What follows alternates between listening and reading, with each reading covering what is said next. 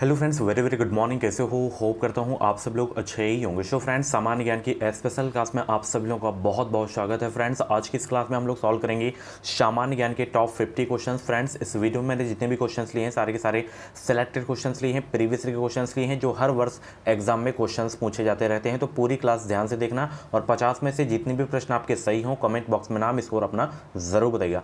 अब आप लोग अपना स्कोर चेक करिए कितना आपका स्कोर जाता है। तो चलिए वीडियो को स्टार्ट करते हैं। यहाँ पे डेली क्लासेस का टाइमिंग आप सब लोग देख सकते हैं। डेली टाइम से आप लोग क्लास को देख लिया करें। सुबह 9 बजे आपकी सामान्य ज्ञान की क्लास चलती है, 1:30 बजे हिंदी की क्लास चलती है, शाम 6:30 बजे सब्जेक्ट एबिलिटी एंड रीजनिंग की क्लासेस चलती हैं। और भी जो क्लासेस हो गई हैं उन क्लासेस को अगर आप लोग नहीं देखे हैं तो प्ले लिस्ट में जाइए, प्ले लिस्ट में आपको सारी की सारी क्लासेस मिल जाएंगी। चलिए, गुड मॉर्निंग भाई सभी को, गुड मॉर्निंग। क्लास को स्टार्ट करते हैं। सबसे पहला प्रश्न, थोड़ा 3 से 4 प्रश्न स्टार्टिंग में टफ क्वेश्चन है, आगे आपके मतलब इजी भी हैं और मॉडरेट भी हैं। ठीक है, तो चलिए पहला प्रश्न, आर्थिक वृद्धि किससे संबंधित है? बताएं सब लोग, आर्थिक वृद्धि किससे संबंधित है? एक क्वेश्चन में 5 सेकंड का समय दूंगा। आंसर सोचने का ज़्यादा समय चाहिए तो आप लोग वीडियो को रोक भी सकते हैं। बताएं आर्थिक वृद्धि किससे संबंधित है? तो आर्थिक वृद्धि किसी अर्थव्यवस्था में कुछ अवधि तक प्रति व्यक्ति वास्तविक आय की निरंतर वृद्धि है, यही आर्थिक वृद्धि है। ठीक है, तो पहला का जो है आपका सी आपका बिल्कुल करेक्ट हो जाएगा। ठीक है, गुड मॉर्निंग भाई सभी लोग। और टेलीग्राम से भी ज्वाइन हो जाएं। टेलीग्राम पे छोटी छोटी जो भी एजुकेशनल अपडेट रहती हैं वो अपडेट आपको सबसे पहले हमारे चैनल के माध्यम से ही देखने को मिलती रहेंगी। चलिए, निम्नलिखित में से कौन सा कथन जो है गलत है? बताएं इसमें कौन सा कथन गलत है। गुड मॉर्निंग भाई सभी को, गुड मॉर्निंग। आज का लाइक का टारगेट है 200। मुझे पूरी उम्मीद है कि 200 प्लस लाइक होंगी इस वीडियो में। निम्नलिखित में से कौन सा कथन गलत है बताएं सब लोग। तो इसमें देखिए, ये आपका कथन सही है, ये कथन सही है, ये कथन सही है। अर्थव्यवस्था संसाधनों की अधिकता की समस्या का सामना करती है, ये आपका कथन गलत है। दूसरा का जो है आपका डी वाला बिल्कुल करेक्ट हो जाएगा, जो कि मतलब ये ग्रसित नहीं होती समस्या से। ठीक है, ध्यान रखना। चलिए, आपका डी वाला बिल्कुल करेक्ट हो जाएगा। चलिए, प्रत्यक्ष करों के मामले में अदायगी, दायित्व और कर का अंतिम भार किस पर स्थित होता है? बताइए किस पर जो है स्थित होता है ये?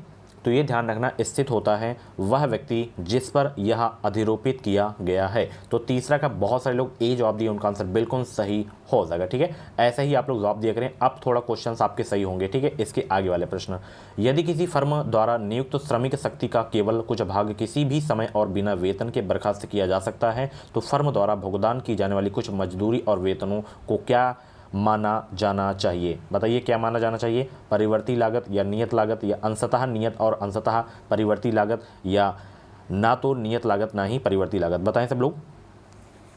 4 का जवाब देने का प्रयास करेंगे तो इसका जो है आपका ए वाला परिवर्ती लागत माना जाएगा। ठीक है, चलिए अब आपके बढ़िया प्रश्न आ गए हैं। चलिए, कि संघ लोक सेवा आयोग के सदस्यों की नियुक्ति किसके द्वारा की जाती है? बताएं सब लोग। बहुत ही अच्छा प्रश्न है और जब भी आप लोग मेरी क्लास देखा करें तो आप लोग अपने पास पेन कॉपी ज़रूर रखा करें। बताएं, संघ लोक सेवा आयोग के सदस्यों की नियुक्ति किसके द्वारा की जाती है?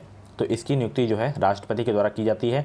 5 का ए आपका बिल्कुल करेक्ट हो जाएगा। ठीक है, वीडियो को डिस्क्रिप्शन बॉक्स में टेलीग्राम चैनल की लिंक दे दिया हूँ, इंस्टाग्राम आईडी की लिंक दे दिया हूँ। चलिए, अपना कुछ भी डाउट्स हमसे क्लियर कर सकते हैं। अगला प्रश्न आपकी स्क्रीन पे है, कोई राज्य उन अधिकारों द्वारा जाना जाता है जिन्हें वह बनाए रखता है, यह कथन किसका है? बताएं कथन किसका है ये?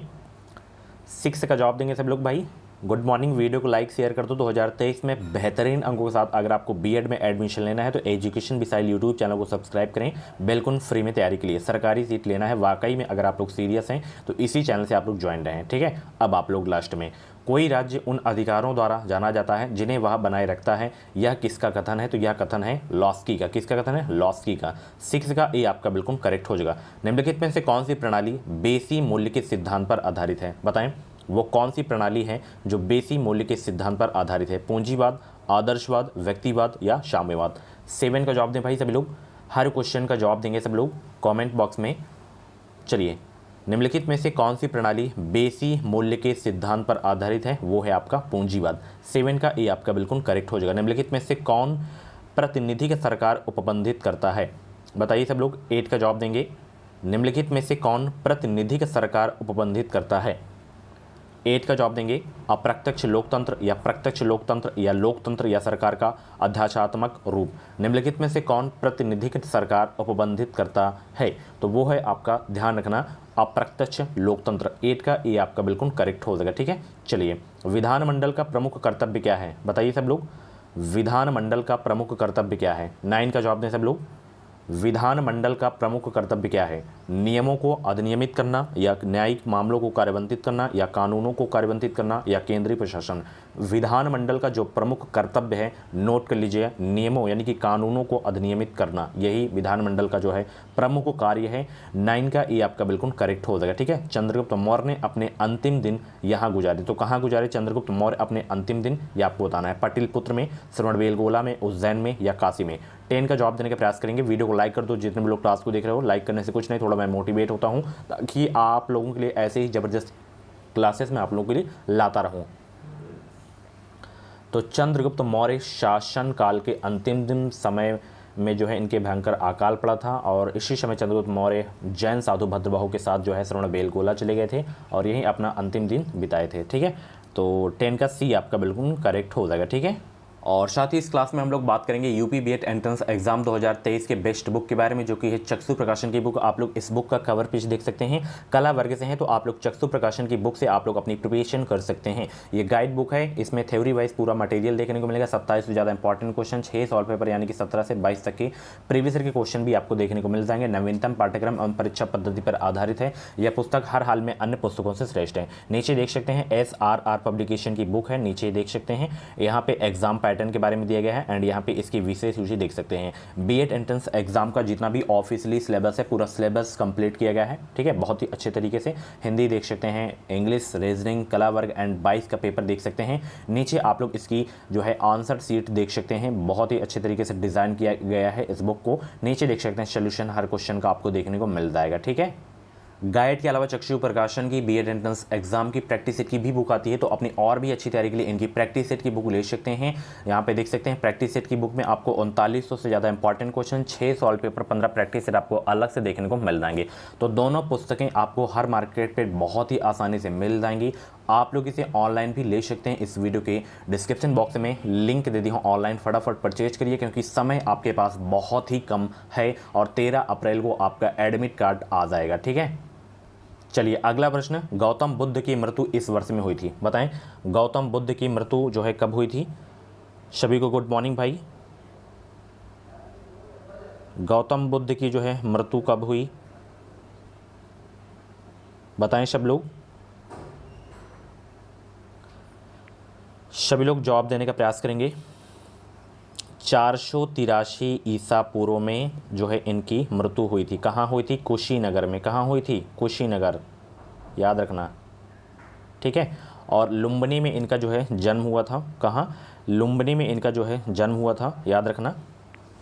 और कुशीनगर में महापरिनिर्वाण के नाम से जाना जाता है इनकी मृत्यु को। और इनको ज्ञान की प्राप्ति बोधगया में हुई थी। ठीक है, 35 वर्ष की अवस्था में। यह अपना प्रथम उपदेश सारनाथ में दिए थे। सर्वाधिक उपदेश पहुंचे तो श्रावस्ती में दिए थे। ठीक है, चलिए बर्मा का नया नाम म्यांमार है और इसकी राजधानी क्या है? म्यांमार की राजधानी क्या है बताएं? म्यांमार की राजधानी बताएं सब लोग। 12 का जवाब देने का प्रयास करेंगे। तो इसकी जो राजधानी है, नोट करिए सब लोग, नेपिदा है। क्या है? नेपिदा।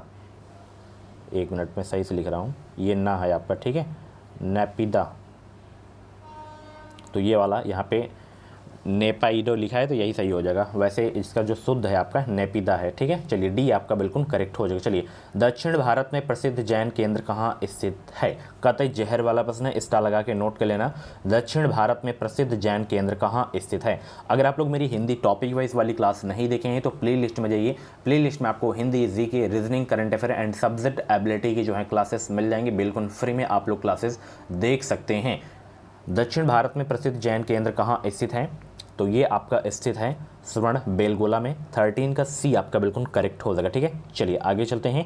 अशोक के शिलालेख किस लिपि में खुदे हुए हैं? 14 का जवाब देने का प्रयास करेंगे। सभी लोग जवाब देने का प्रयास करेंगे। अशोक के शिलालेख किस लिपि में खुदे हुए हैं? ये है ब्राही लिपि में। ठीक है, आप लोगों से एक प्रश्न है, ब्राही लिपि जो है किस ओर से किस ओर लिखी जाती है, यानी कि दाईं ओर से बाईं ओर या बाईं ओर से दाईं ओर? ये कमेंट बॉक्स में छापेंगे। और देवनागरी लिपि के बारे में भी आप लोग बताएंगे। ठीक है, चलिए आगे चलते हैं। निम्नलिखित में से कौन सी झील जो है हनीमून लेक कहलाती है? मोस्ट इंपॉर्टेंट क्वेश्चन है, वो कौन सी लेक है जो हनीमून लेक कहलाती है? 15 का जवाब देने का प्रयास करेंगे तो वो है टिटिकाका लेक। 15 का बी आपका बिल्कुल करेक्ट हो जाएगा। चलिए, सहारा रेगिस्तान में शुष्क पवन उड़ती है किस ओर? बताएं सब लोग। सहारा रेगिस्तान में शुष्क पवन उड़ती है किस ओर? पूर्व से पश्चिम की ओर, पश्चिम से पूर्व की ओर, उत्तर से दक्षिण की ओर, दक्षिण से उत्तर की ओर। 16 का जवाब देने का प्रयास करेंगे। सहारा रेगिस्तान में शुष्क पवन उड़ती है दक्षिण से उत्तर की ओर। 16 का डी आपका बिल्कुल करेक्ट हो जाएगा। ठीक है, चलिए। व्यापार की दृष्टि से सर्वाधिक व्यस्त महासागर कौन सा है? बहुत ही अच्छा प्रश्न है।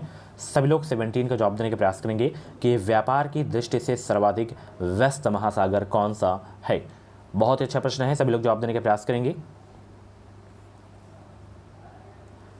व्यापार की दृष्टि से सर्वाधिक व्यस्त महासागर है प्रशांत महासागर या हिंद महासागर या अटलांटिक महासागर या आर्कटिक महासागर? तो वो है आपका अटलांटिक महासागर। स्टार लगा के नोट कर लेना, सीधे एग्जाम में ये सारे के सारे छपने वाले प्रश्न हैं। केरल की नीरव घाटी में स्थित वन किस प्रकार की जो है वन का उदाहरण है? पर्णपाती वन, उष्णकटिबंधीय वर्षावन या एल्पाइन शंकुधारी वन या मैंग्रोव वन? 18 का जवाब देने का प्रयास करेंगे। एल्पाइन शंकुधारी वन आपका सही हो जाएगा। ठीक है, चलिए भाई, बहुत ही अच्छे। गुड मॉर्निंग भाई, सभी को गुड मॉर्निंग। वीडियो को लाइक कर दो, बहुत ही कम लाइक है। चलिए, अन्नामुडई शिखर जो है कहाँ स्थित है? अन्नामुडी शिखर जो है कहाँ स्थित है? तो ये नोट कर लीजिएगा, ये है आपका नीलगिरी पहाड़ियों में। 19 का बी आपका बिल्कुल करेक्ट हो जाएगा। ठीक है, चलिए। व्यापारिक रूप से महत्वपूर्ण सूती रेशे हैं, व्यापारिक रूप से महत्वपूर्ण सूती रेशे हैं ये बीजों के अधिचर्मी रोम। 20 का ए आपका बिल्कुल करेक्ट हो जाएगा। चलिए, अगला प्रश्न, यूफेनिक्स है क्या? यूफेनिक्स है क्या? 21 का जवाब दें। यूफेनिक्स है क्या? ये प्रजाति का सुधार है आपका। 21 का बी आपका बिल्कुल करेक्ट हो जाएगा। चलिए आगे चलते हैं। एरिनोओलाजी क्या है? मधुमक्खी पालन या एफिडो का अध्ययन या मकड़ियों का अध्ययन या बरूथियों का अध्ययन? बताएं सब लोग, एरिनोओलाजी किसका अध्ययन है? ये मकड़ियों का अध्ययन है आपका। 22 का सी आपका बिल्कुल करेक्ट हो जाएगा। कॉर्पस ल्यूटियस क्या स्रावित करता है? कॉर्पस ल्यूटियम क्या स्रावित करता है?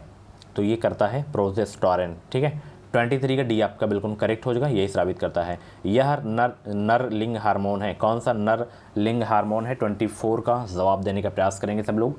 गुड मॉर्निंग भाई, वीडियो को लाइक करते रहो सभी लोग दबा के। फटाफट वीडियो को लाइक करो जितने भी लोग क्लास को देख रहे हो, और शेयर भी कर दिया करो ताकि दूसरों के पास भी हमारी क्लास पहुंच सके, उनको भी बिल्कुल फ्री में हेल्प मिल सके हमारी क्लास से। और जो करंट अफेयर की मैराथन क्लास हुई है उस क्लास को अगर आप लोग नहीं देखे हैं तो प्ले लिस्ट में जाइए, प्ले लिस्ट में आपको सारी की सारी क्लासेस मिल जाएंगी। यह नर लिंग हार्मोन है तो वो है आपका टेस्टोस्टेरोन। ठीक है, 24 का बी आपका बिल्कुल करेक्ट हो जाएगा। एक परमाणु के अंदर एक इलेक्ट्रॉन की संपूर्ण ऊर्जा है 0 या 0 से कम या 0 से अधिक या अनंत। और बहुत ही जल्द मैं भूगोल की जो है एक मैराथन क्लास लाने वाला हूँ, 1 लाइनर क्वेश्चन होंगे उसमें। एक परमाणु के अंदर एक इलेक्ट्रॉन की संपूर्ण ऊर्जा है 0 होती है। ठीक है, ध्यान रखना। 25 का ए आपका बिल्कुल करेक्ट हो जाएगा। प्रकाश का वेग है कितना? बताइए सब लोग। प्रकाश का वेग है, तो प्रकाश का वेग है 3 × 10⁸ मीटर प्रति सेकेंड आपका सही हो जाएगा। 26 का डी आपका बिल्कुल करेक्ट हो जाएगा। अगला प्रश्न, ये वाला प्रश्न इंपॉर्टेंट था, नोट कर लेना है इस प्रश्न को। ठीक है, एग्जाम में पूछा जाता है। चलिए, एक जग में ऊपर किनारे तक पानी 0 डिग्री सेंटीग्रेड पर भरा है, इसमें बर्फ का टुकड़ा तैरता है। जिस क्षण बर्फ पिघलती है तब क्या होता है? जल का स्तर बढ़ जाता है या जल का स्तर कम हो जाता है या जल का स्तर अपवर्तित रहता है या जल जग के बाहर गिरने लगता है? 27 का भाई जवाब देने का प्रयास करेंगे। आंसर सोचने का ज़्यादा समय चाहिए तो आप लोग वीडियो को रोक भी सकते हैं। तो ध्यान रखना, एक जग में ऊपर किनारे पर तक जो है पानी 0 डिग्री सेंटीग्रेड तक भरा है, इसमें बर्फ़ का टुकड़ा तैरता है। जिस क्षण बर्फ़ पिघलती है तब क्या होगा? ध्यान रखना, जल का स्तर अपवर्तित रहेगा। ठीक है, ध्यान रखना। चलिए आगे चलते हैं। कंप्यूटर एप्लीकेशन को बनाने के लिए प्रयुक्त DBMS किसको कहते हैं? DBMS किसको कहते हैं? यानी कि इसका फुल फॉर्म एक तरीके से बताना है आपको। इसका फुल फॉर्म बताएं। डाटाबेस मैनेजमेंट सिस्टम इसका हो जाएगा। क्या हो जाएगा? Database management system. 28 का सी आपका बिल्कुल करेक्ट हो जाएगा। आगे चलते हैं। निम्नलिखित में से किसको पेंसिलों में प्रयुक्त किया जाता है? कतई जहर वाला प्रश्न है, कई बार ये प्रश्न एग्जाम में रिपीट हो चुका है। तो पेंसिलों में आप सभी को पता है ग्रेफाइट का जो है उपयोग किया जाता है। 29 का ए आपका बिल्कुल करेक्ट हो जाएगा। ठीक है, चलिए। लौह धातु में जंग लगने के लिए वायु में इन दोनों की आवश्यकता होती है। अगर 50 में से आप लोग 20 प्रश्न भी सही करते हैं इस तरीके की क्लास में तो बहुत ही अच्छा स्कोर है आपका। एग्ज़ाम में आपका 35+ स्कोर जाएगा, क्योंकि एग्जाम में इतने टफ क्वेश्चंस नहीं आएंगे। लौह धातु में जंग लगने के लिए वायु में इन दोनों की आवश्यकता होती है, किन दोनों की? ऑक्सीजन और नमी की। याद रखना, ठीक है, ध्यान रखना। 13 का ए आपका बिल्कुल करेक्ट हो जाएगा, 30 का ए आपका बिल्कुल करेक्ट हो जाएगा। अच्छा, आप लोगों से प्रश्न है, जैसे लोहा है उसमें जंग लग जाता है तो उसका वजन क्या होगा? घट जाएगा या बढ़ जाएगा या वही रहेगा? बढ़ जाएगा, ध्यान रखना, ठीक है। चलिए, भारत में आर्सेनिक समस्या मुख्य रूप से इसके कारण है, किसके कारण है भारत में आर्सेनिक समस्या? बताएं सब लोग। 31 का जवाब देने का प्रयास करेंगे। भारत में आर्सेनिक समस्या मुख्य रूप से इसके कारण है, प्रभावित क्षेत्रों में भौमजल का अतिशोषण के कारण है, ठीक है। 31 का सी आपका बिल्कुल करेक्ट हो जाएगा। चलिए आगे चलते हैं। अम्ल वर्षा इसके कारण होती है, तो अम्ल वर्षा किसके कारण होती है ये आपको बताना है। मोस्ट इंपॉर्टेंट क्वेश्चन है, सभी लोग जवाब देने का प्रयास करेंगे। अम्ल वर्षा किसके कारण होती है? CO और CO2, SO2 और O2, SO2 और NO2, NO2 और O2। बताइए, बहुत ही अच्छा प्रश्न है, स्टार लगा के नोट भी कर लेना आप लोग इस प्रश्न को। सभी को गुड मॉर्निंग भाई, सभी को गुड मॉर्निंग।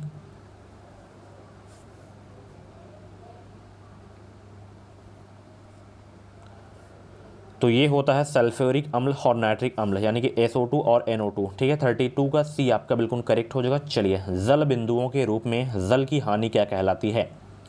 33 का आंसर बताएंगे सब लोग। जल बिंदुओं के रूप में जल की हानि क्या कहलाती है? तो यह कहलाती है बिंदुस्राव। क्या कहलाती है? बिंदुस्राव कहलाती है, ठीक है। चलिए, वात्सल्य मेला प्रतिवर्ष कहाँ आयोजित किया जाता है? बताएं सब लोग, वात्सल्य मेला प्रतिवर्ष कहाँ आयोजित किया जाता है? कतई जहर वाला प्रश्न है, ये न्यू दिल्ली में किया जाता है। 34 का बी आपका बिल्कुल करेक्ट हो जाएगा। आज आप लोगों से प्रश्न है, भारत की राजधानी आप सभी को पता है पहले कोलकाता थी, और ये राजधानी कब बनी नई दिल्ली, ये आपको बताना है।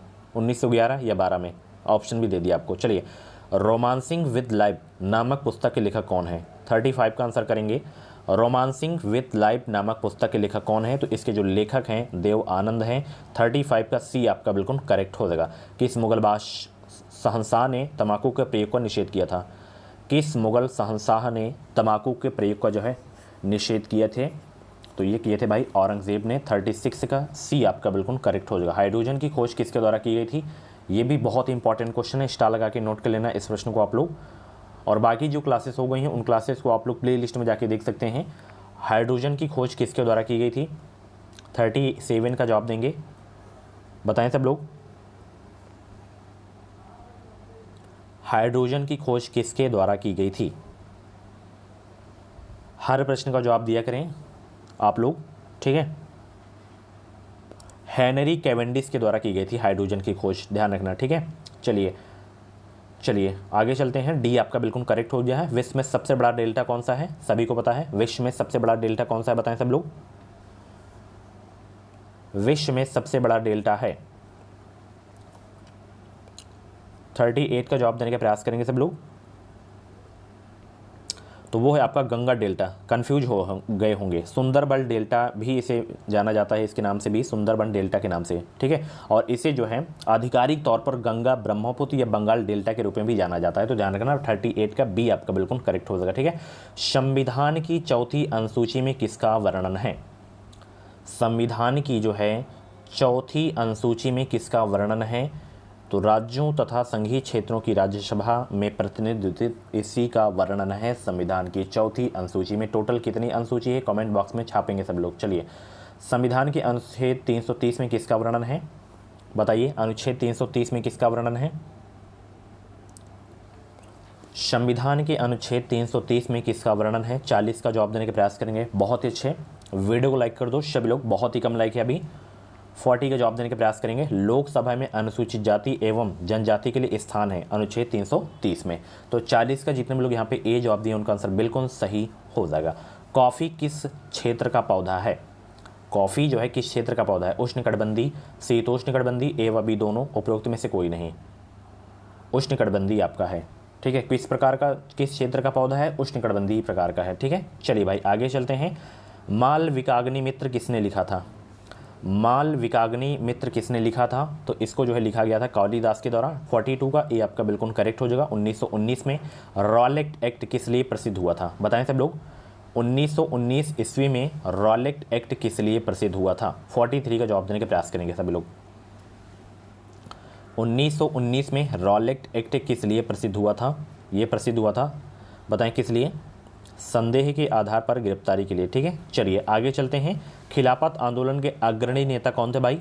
खिलाफत आंदोलन के अग्रणी नेता कौन थे? 44 का जवाब देने का प्रयास करेंगे। आंसर सोचने का ज़्यादा समय चाहिए तो आप लोग वीडियो को रोक भी सकते हैं। तो अली बंधी कौन थे? अली बंधु थे अग्रणी नेता। ठीक है, चलिए।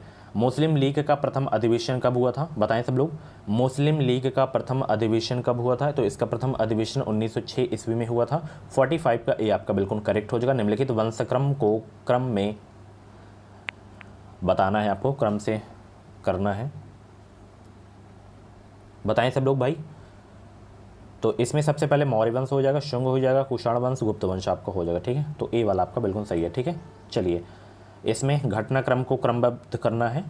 जैसे बंगाल का विभाजन कब हुआ, खेड़ा आंदोलन कब हुआ? देखिए, बंगाल का विभाजन सभी को पता है, रटा होगा, 1905 आपका हो जाएगा। ठीक है, खेड़ा आंदोलन आपका जो है कब हो जाएगा भाई? 1918 हो जाएगा। ठीक है, चंपारण आंदोलन आप सभी को पता है, चंपारण आंदोलन आपका 1917 हो जाएगा। और जलियांवाला बाग हत्याकांड आप सभी को पता है कब हुआ था? 13 अप्रैल 1919 को। तो अब क्रमबद्ध कीजिए आप लोग। 47 का जवाब देने का प्रयास करेंगे। तो सबसे पहले बंगाल विभाजन, यानी कि पहला देखिए, पहला इधर हम लिख लेते हैं। उसके बाद आपका 1905 के बाद आपका 1917 हो जाएगा, यानी कि 3 चंपारण आंदोलन, उसके बाद खेड़ा आंदोलन, उसके बाद आपका जलियांवाला बाग। 13-24 देखिए किसमें, 13-24 47 का डी वाला आपका इनमें से कोई नहीं हो जाएगा। ठीक है, 13-24 कोड आ रहा है। ठीक है, चलिए। भारत रत्न सबसे पहले किसको मिला था भाई? भारत रत्न सबसे पहले किसको मिला था?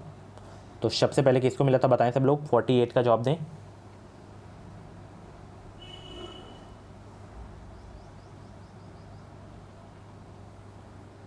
भारत रत्न सबसे पहले किसको मिला?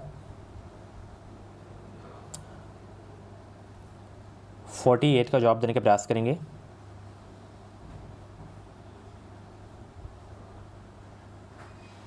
तो इस ऑप्शन के हिसाब से अगर हम बात करें तो डॉक्टर सीवी रमन को मिला था। ठीक है, 48 का बी आपका बिल्कुल करेक्ट हो जाएगा। ठीक है, और भी थे, जैसे पूर्व राष्ट्रपति डॉक्टर सर्वपल्ली राधाकृष्णन थे और ये सीवी रमन थे। ठीक है, और गोपालाचारी, इनको जो है भारत रत्न सबसे पहले मिला है। जनसंख्या का महाविभाजन किस वर्ष किसे कहा जाता है? जनसंख्या का महाविभाजन वर्ष किसे कहा जाता है? तो ये कहा जाता है भाई 1921 को। ठीक है, प्रथम जनगणना कब हुई थी? 1972 में। किसके शासनकाल में? लॉर्ड मेयो के शासनकाल में। और 1881 में नियमित जनगणना की शुरुआत जो है लॉर्ड रिपन के काल में हुई थी। ठीक है, परमाणु के जो है नभिक में होते हैं, परमाणु के नभिक में होते हैं प्रोटॉन तथा न्यूट्रॉन होते हैं। ठीक है, सो फ्रेंड्स, ये थी आज की जीके जैसी क्लास। कैसी लगी क्लास कमेंट बॉक्स में अपना फीडबैक जरूर देना। और ऐसी ही डेली क्लासेस देखने के लिए education with Sahil YouTube channel को सब्सक्राइब करें। अब आप लोगों के लिए एक होमवर्क है, इसका जवाब आपको देना है। ठीक है, प्रश्न ये है, उज्ज्वल जो शब्द होता है, ये उज्ज्वल जो शब्द होता है, इसमें उपसर्ग कौन सा है बताइएगा। उस उपसर्ग कौन सा है? कमेंट बॉक्स में छापेंगे आप लोग सभी लोग। ठीक है, और 50 में से जितने भी आपके क्वेश्चंस करेक्ट हुए हों कमेंट बॉक्स में नाम स्कोर भी जरूर देगा। और ऐसी ही डेली क्लास देखने के लिए एजुकेशन विद साहिल चैनल को सब्सक्राइब करें, बिल्कुल फ्री में तैयारी के लिए। ठीक है, तो चलिए मिलते हैं अगली क्लास पे। Thank you so much, channel को सब्सक्राइब जरूर कर लेना। मिलते हैं अगली क्लास पे। Okay, bye bye, take care.